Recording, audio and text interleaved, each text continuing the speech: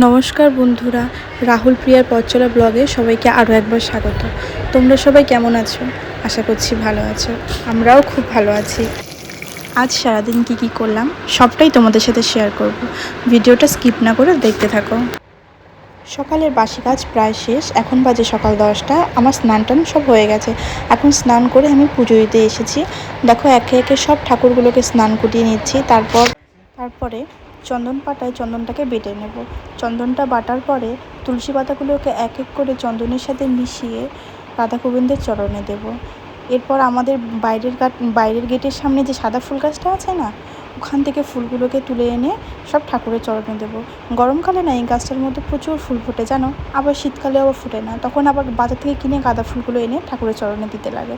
এরপর পুজো দেওয়া আমার কমপ্লিট করার পরে সকালে যে জামা কাপড়গুলো কেচেছি এগুলোকে সব মেলতে যাব। পুজো দেওয়া হয়ে গেল। তারপরে আমি ঠাকুরের বাসনগুলো সব এক এক করে ধুয়ে নেওয়ার পরে এরপর আমি ছাদে যাব জামা কাপড়গুলো মেলতে। যা রোদ দিয়েছে, দিলেই মনে হয় সঙ্গে সঙ্গে শুকিয়ে যাবে। এদিকে বেলাও গড়িয়ে যাচ্ছে, আবার খিদেও পেয়েছে, কিন্তু আমাকে জামা কাপড়গুলোও শুকোতে লাগবে। তাই দেখতে পাচ্ছি আমি সিঁড়ি দিয়ে উঠে ছাদে আসলাম। এত রোদ, তাই মাথার মধ্যে আমি গামছাটাকে পেঁচিয়ে নিয়েছি। এরপর এগুলো মেলার পরে আমি নিচে চলে আসবো। তারপরে দেখবো রান্নাঘরে গিয়ে দিদা কী রান্না করেছে। চলে এসেছি আমি রান্নাঘরে আসার পর আমি দেখছি দিদা রান্না করেছে আলু সেদ্ধ, বকফুলের বড়া, ডাল সেদ্ধ, পটল সেদ্ধ।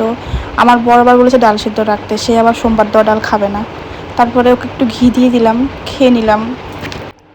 এরপর খাওয়া দাওয়া করে ঘরে চলে আসলাম। ঘরে এসে ঘরটাকে গুছিয়ে নেব। প্রথমে বিছানাটাকে গুছিয়ে নিলাম। গুছিয়ে নেওয়ার পরে চাদরটাকে পাল্টে আরেকটা চাদর পেতে দিলাম। এরপরে ঘরটা ঝাড় দিয়ে নেব। ঝাড় দেওয়ার পরে ঘরটাকে মুছে নেব। ঘর দোর মুছে প্রায় কাজ শেষ আমার। এরপরে একটু বিশ্রাম নিয়ে নেব।